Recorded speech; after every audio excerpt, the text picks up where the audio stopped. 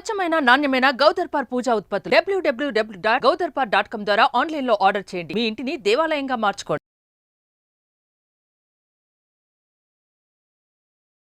నమస్తే, welcome to Suman TV. నేను మీ యామ్ని. ప్రస్తుతం మనతో ఉన్నారు ప్రముఖ ఆధ్యాత్మికవేత్త, ప్రముఖ జ్యోతిష్య వాస్తు పండితులు బ్రహ్మశ్రీ డాక్టర్ నాయకంటి మల్లికార్జున శర్మ గారు ఉన్నారు.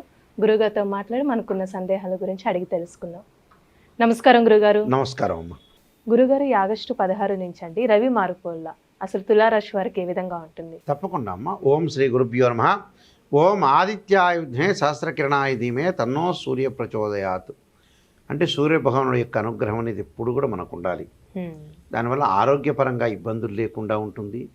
కొంత కోపము, ఆవేశము, దానితో పాటు ఉద్యోగ భద్రత, ఉద్యోగంలో బాగుండటం, దాని ద్వారా డబ్బులు సంపాదించే అవకాశం ఉంటుంది. కుటుంబాన్ని పోషించగలిగే సత్తా వచ్చేది ఉద్యోగం. అది ఉద్యోగం కానీ, వ్యాపారం కానీ, చిరు వ్యాపారం కానీ, పెద్ద వ్యాపారం కానీ. ఆవేశాలు తగ్గుతాయి, అరమరికలు తగ్గుతాయి, కుటుంబంలో కలహాలు కూడా తగ్గుతాయి. అంటే ఉద్యోగం అనేది చేసుకోవాలి. అది అమ్మాయి కానీ, అబ్బాయి కానీ, ఎవరైనా సరే, స్త్రీలు కానీ, పురుషులు కానీ, ఏదైనా సరే ఉద్యోగం చేసుకోవాలి. ఒక వ్యాపకం అంటే ఏంటంటే మనశ్శాంతి అనేది ఉద్యోగం లభించే అవకాశాలు ఎక్కువ ఉంటాయి. ఒక పని చేస్తున్నప్పుడు ఆరోగ్యం అనేది కూడా బాగుంటుంది. బద్ధకంగా ఎప్పుడు కూడా ఏ మనిషి కూడా కూర్చోకూడదు. ఇక్కడ సూర్యభగవానుడు సంవత్సరం తర్వాత తన సొంత రాశిలోకి, సింహరాశిలోకి రావడాన్ని సింహ సంక్రమణం అంటారు. అంటే సూర్యుడు 30 రోజుల పాటు ఒక రాశి నుంచి మరొక రాశికి మారుతూ ఉంటాడు. ఒక్కొక్క సంకరణం అంటారు. సంకరణం అంటే ఏంటంటే కలయిక. సూర్యుడు సింహ సంక్రమణంలోకి వస్తాడు. ఈ సింహ సంక్రమణంలోకి రావటం వల్ల మరి ఏ విధంగా ఉండబోతుంది? గతంలో ఉద్యోగం లేక కూర్చునే వ్యక్తులు ఉంటారు, ఉద్యోగం రాని వ్యక్తులు ఉంటారు, ఉద్యోగంలో భద్రత లేని వ్యక్తులు ఉంటారు, నిరుద్యోగులు ఉంటారు, శాలరీ ఎక్స్పెక్ట్ చేసే వ్యక్తులు ఉంటారు. ఒక ఉద్యోగం చేస్తున్నారు, ఎక్కడ డెవలప్మెంట్ ఉండదు, ఎక్కడ వేసిన కొంగాడు అక్కడే. మళ్ళీ ఇంకొక దానికి వెళ్ళాలి, ఇంకో ఉద్యోగానికి వెళ్ళాలి. గవర్నమెంట్ ఉద్యోగం రావడానికి మరి ప్రైవేటే కాదు, గవర్నమెంట్ ఉద్యోగం కూడా ఆశిస్తుంటారు కదా. ఇలాంటి వ్యక్తులందరికీ కూడా ఏ విధంగా ఉండబోతుంది అని చూస్తే షట్ 3 దశస్థో భాను అన్నారు. సూర్యుడు గోచారీత్యా 3, 6, 11 స్థానాలు సుఫలితాన్ని ఇస్తాడు. ఆగస్టు 16వ తారీఖున సోమవారం రాత్రి 7:44 సూర్యుడు మఖా నక్షత్రం 1వ పాద ప్రవేశంతో సింహరాశిలోకి ప్రవేశిస్తాడు. మళ్ళీ ఎప్పటి వరకు ఉంటారు? సెప్టెంబర్ 16వ తారీఖున శుక్రవారం రాత్రి 7:42 ఉత్తరా నక్షత్రం 2వ పాద ప్రవేశంతో సూర్యభగవానుడు ఎండ్ అయిపోతాడు. అంటే 30 రోజుల కాలంతో తన సొంత రాశి అయిన సింహరాశిలో ఉండటం వల్ల తులారాశి వాళ్ళకి ఎలాంటి లాభాలు కలగబోతున్నాయి అంటే, లాభంలో ఏదైతే రవి ఉండటం వల్ల ఉద్యోగ లాభం, ఉద్యోగంలో ప్రమోషన్లు, స్థానచలనం జరగటం, వ్యాపారపరంగా మద్దతు, భాగస్వామ్య వ్యాపారం కలిసి రావటం, భాగస్వామ్య వ్యాపారంతో పాటు సర్వత్రా విజయం లభించటం, కోపము, ఆవేశము, ఆరోగ్యం అన్నీ కూడా అనుకూలంగా ఉంటాయి. అంటే లాభంలో ఉంటాడు కాబట్టి అలాంటి సమస్యలు అయితే ఎలాంటి సమస్యలు అంటే లాభాలు, శుభకార్యక్రమాల నిర్వహణ చేస్తారు, కానీ వాళ్ళ ఇంట్లో పనులు మటుకు జరగవు. అంటే వేరే వాళ్ళకి హెడ్ ఆఫ్ ది డిపార్ట్మెంట్గా పోషిస్తుంటారు వీళ్ళు. అంటే ఆ అమ్మాయికి పెళ్లి చేయటం, అబ్బాయికి పెళ్లి చేయటం, ఇలాంటి సంఘటనలు జరుగుతాయి. వాళ్ళ ఇంట్లో మటుకు జాప్యం జరగటం ఖాయం. అది జాప్యం జరుగుతుంటుంది. అలానే విల్ పవర్ పెరుగుతుంటుంది, ఆత్మవిశ్వాసం బాగా పెరుగుతుంటుంది. ఆత్మవిశ్వాసం పెరగడం, స్థిరాస్తులు బాగా పెరుగుతాయి, ఇంక్రీజ్ అవుతాయి. అంటే ఆర్థిక పరంగా అనేక మార్గాల్లో ఆదాయం లభించడం, స్థిరాస్తుల వల్ల లాభాలు, ధనాదాయము, ధనలాభం, నూతన పదవి, అంటే నూతనంగా ఉండే పదవులు లభించే అవకాశాలు ఎక్కువ ఉంటాయి. ఇప్పుడు నిరుద్యోగులకు ఏ విధంగా ఉండొచ్చండి? నిరుద్యోగులు వాళ్ళ ఆశించిన దానికంటే కూడా మంచి ఉద్యోగం వస్తుందమ్మా. వాళ్ళు ఏదైతే ఆశిస్తారో దానికంటే మంచి ఉద్యోగం వస్తుంది వాళ్ళకి. కాబట్టి మంచిదేగా. ఉద్యోగంలో ప్రమోషన్లు, గౌరవ మర్యాదలు, కీర్తి ప్రతిష్టలు, అలానే మంచి స్వీట్స్ తినటం, పదార్థాలు అంటే మంచి పదార్థాలు తీసుకునే అవకాశాలు, శరీర సౌఖ్యము, సౌఖ్యపరంగా అనుకూలత, సర్వత్రా విజయం లభించటం, అలానే ఉద్యోగ అవకాశాలు, సరైన సమయంలో సరైన నిర్ణయాలు తీసుకోవటం, అలానే బంగారు ఆభరణాలు కొనుగోలు చేయటం, నూతన వస్త్రాలు కొనుగోలు చేయటం.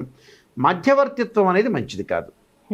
అంటే భార్యాభర్తలు ఇద్దరు అరుచుకుంటారు, అన్నదమ్ములు కొట్టుకుంటారు, ఒక ఆఫీసులో ఇద్దరు కొట్టుకుంటారు, కానీ మధ్యవర్తిత్వంలోకి వెళ్ళకూడదు.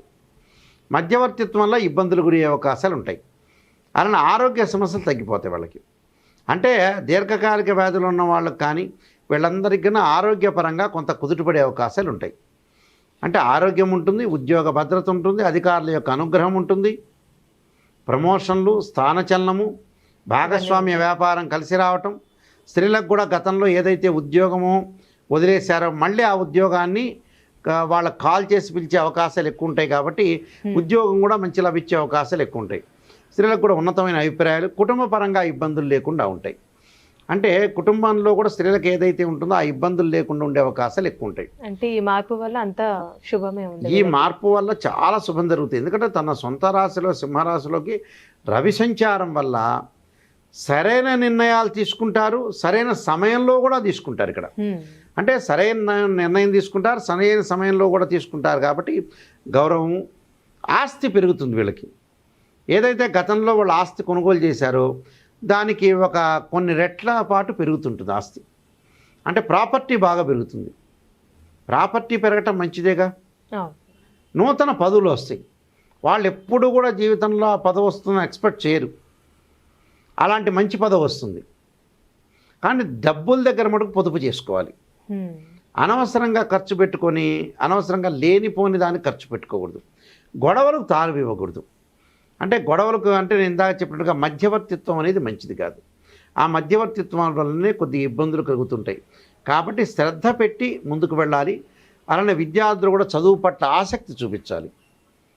అది అంటే ఈ రాశి వాళ్ళకి ఎక్కువగా మంచి లాభాలు కలిగే అవకాశాలు ఉంటాయి. కాబట్టి ఉద్యోగపరంగా నూతన వ్యాపార విస్తరణ చేసుకోవచ్చు, వ్యాపారపరంగా లాభాలు కలుగుతాయి.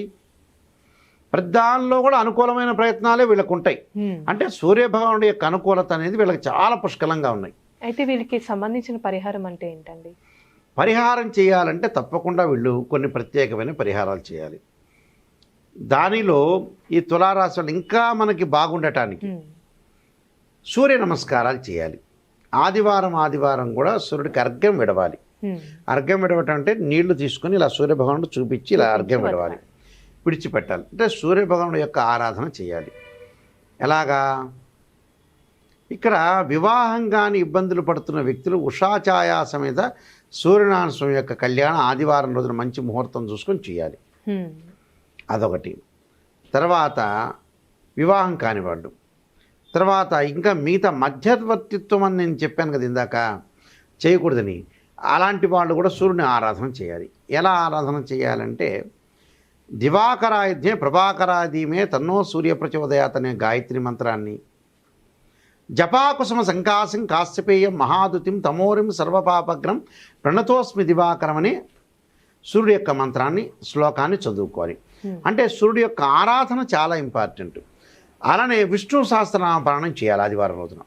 చేస్తే చాలా మంచి జరిగే అవకాశాలని ఖచ్చితంగా ఉంటాయి. కాబట్టి సూర్యుడు యొక్క ఆరాధన, అలానే సూర్యుడు యొక్క ఆరాధన చేయటం చాలా మంచిదమ్మా.